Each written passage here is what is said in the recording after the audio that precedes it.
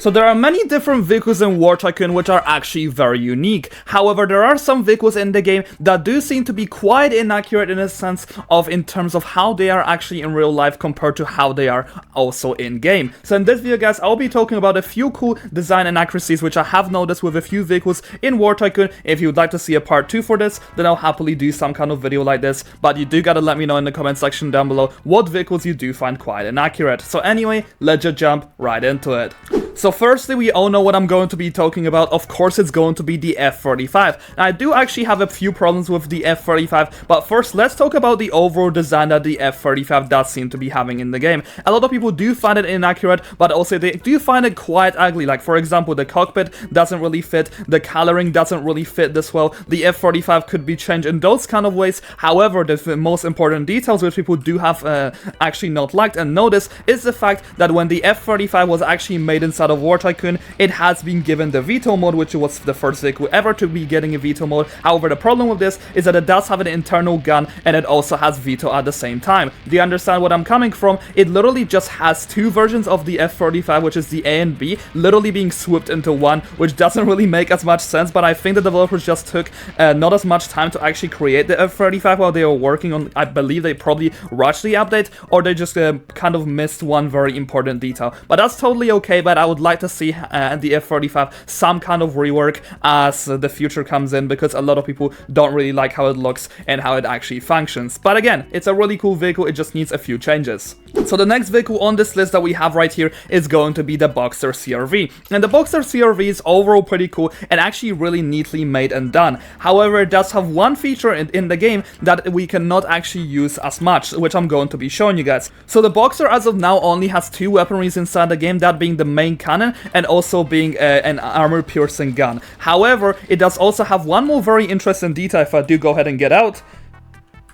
And if I do go ahead and actually go into free cam, as you guys can see, when we do move into the weaponry, as you guys can see, it literally has a coaxial machine gun right here where I'm pointing, as you guys can see. But in reality, inside of the game, you guys are not able to use it. So technically, we should be having two machine guns in the game, but we only are able to use one. It's a very interesting and small detail. I hope that we would be able to kind of access this gun as time went on. I think the developers were just working on a design on this, but they have kind of missed this little detail. But I think it is something very cool, and I hopefully hope that it's going to actually be brought into the game, unless they're going to be reworking the Boxer as a whole, which would also be fine. Next up, actually going ahead and moving into the Su-57 Felon. A lot of people do love the Su-57, but one of the problems that they do have is the fact that it does have this very interesting pull at the front of it, which people have really wanted to be removed in the game, saying that's not what the actual Su-57 Felon actually has in terms of its design. But I have heard the reason why they do this is they do this for prototype vehicles. Other than this, I'm not really sure why this is here, but I think since most people do want this removed, it's such a little small detail to actually go ahead and remove. And funny enough, it actually does not have a hitbox to take into consideration, but when you do go ahead and hit over here, yes, it does also have a hitbox. Anyway, I do find this very interesting, and I hope that this will be removed at some point. It's a small inaccuracy, but it's really up to the devs if they want to go ahead and remove this. Alrighty, so now moving into one of the tanks which people have actually not liked as much ever since it got released, because they expected it to have way higher standards and actually have way more weaponry than what it has. That being the PLO-1, which is armed with a 120mm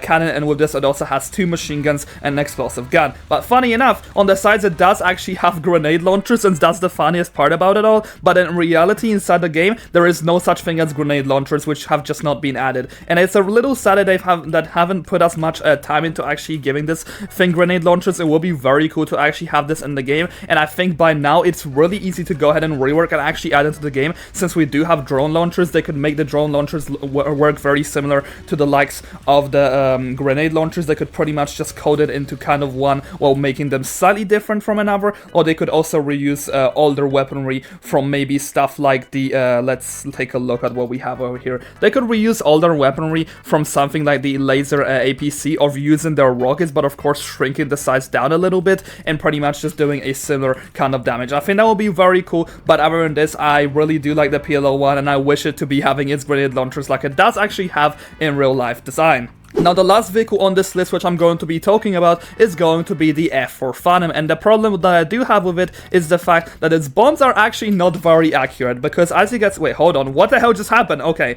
I don't know why the vehicle immediately tried to take off on me. It's like the vehicle didn't like me talking about its inaccuracies. Anyway, the bombs that are actually used right here are actually kind of inaccurate because these are not the real napalm bombs. Let me work you through this.